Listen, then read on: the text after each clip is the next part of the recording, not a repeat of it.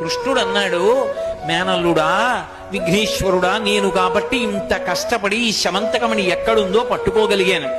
సామాన్యుడైన మనుష్యుడి మీద నీలాప నిందలు పడితే ఎలా తట్టుకుంటాడు? కుంగి కృషించి శరీరం వదిలేయడు. అందుకని భాద్రపద శుక్ల చవితి నాడు కూడా నీలాప నిందలు రాకుండా ఉండాలంటే ఏం చెయ్యాలో శాపావకాశం ఇయ్యన్నాడు. అంటే విఘ్నేశ్వరుడు అన్నాడు, మామయ్య మనిద్దరి మధ్య జరిగిన ఈ కథ ఉందే శమంతకోపాఖ్యానం, ఇది చదువుకుంటే చాలు. విఘ్నేశ్వర చవితి నాడు ఇదొక్కటి చదువుకుంటే ఆకాశంలో చంద్రుణ్ణి చూసినా నీలాప నిందలు ఒక్క శ్లోకం చదువు చాలని చెప్పారు. సింహ ప్రసేనమవధీః సింహోజాంబవతాహతః సుకుమార కమారోధీః తవ ఏషా స్యమంతకః. ఆ సుకుమారుడు ఎవరో కాడు, మనమే. ఏమీ తట్టుకోలేని సుకుమారులు. సుకుమారక ఏడవకు, ఇప్పుడు నీకు 3 రత్నాలు ఇస్తున్నాం.